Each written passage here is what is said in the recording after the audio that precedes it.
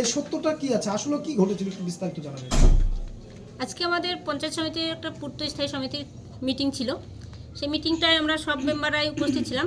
মেম্বারদের যে মিটিং শেষ প্রায় শেষের দিকেই এমন সময় আমি সভাপতি ম্যাডাম হিসেবে ওনাকে যে আবাসের কাজের জন্য আমি বলেছিলাম যে কাজ এই ফান্ডকে ঢুকে গেছে, তো এটা আপনি তাহলে ওয়ার্ক অর্ডারগুলো দিয়ে দিন, মানুষ যেন তাড়াতাড়ি কাজটা হয়ে যায়।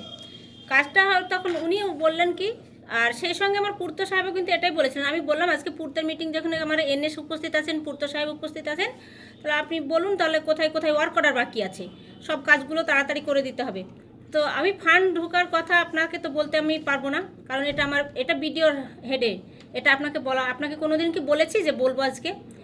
এইরকম অবস্থায় তখন আমার পূর্ত সাহেব একটু কেন বলবেন না, আমরা জনপ্রতিনিধি, আমরা তো মানুষজনের কাজ করতে এসেছি, আমরা তো মানুষজনকে আমাদেরকে কৈফিয়তটা দিতে হবে যে আমার এই রাস্তাটা কবে হবে, এইগুলো বলার তখন উনি একটা কথাই বললে, অফেন্সিভ কথা ওখানে বললেন। তখন আমি প্রতিবাদ করেছি এবং পূর্ত সাহেবের প্রতিবাদ করাতে উনি পূর্ত সাহেবকে মারতে উঠে পড়লেন, টেবিল ছেড়ে উঠে গিয়ে ওনাকে মারার চেষ্টা করছিলেন। এরকম পরিস্থিতি তৈরি হয়েছিল। পূর্ত সাহেব আমার ওখান থেকে বেরিয়ে চলে এসছে। তারপর বাইরে এসে আরও সবার পঞ্চায়েত সমিতির আরও মেম্বার ছিল, সবাইকে বলা হয়েছে। তারপরে একটু আমরা বিডিও সাহেবের কাছে সব পঞ্চায়েত সমিতির মেম্বাররা গিয়েছিল এটা কেন করা হলো সেই জন্য। তো উনি তো ঘরে বসেছিলেন, উনি দেখা করেননি কারোর সঙ্গে।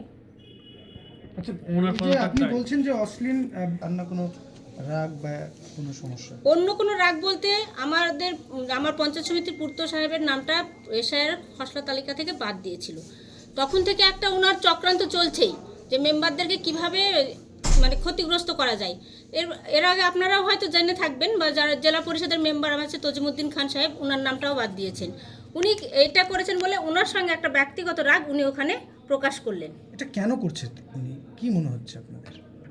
উনি এখানে একজন সত্যি ডেভেলপমেন্ট অফিসার হিসাবে উনি আসেননি, উনি এসেছেন একজন রাজনীতিবিদ হিসাবে। কোন দলের রাজনীতি? উনি কোন দলের রাজনীতি করছেন উনি নিজেই জানেন, কার সঙ্গে ওনার যোগ সাজিশ আছে উনিই ভালো বলতে পারবেন।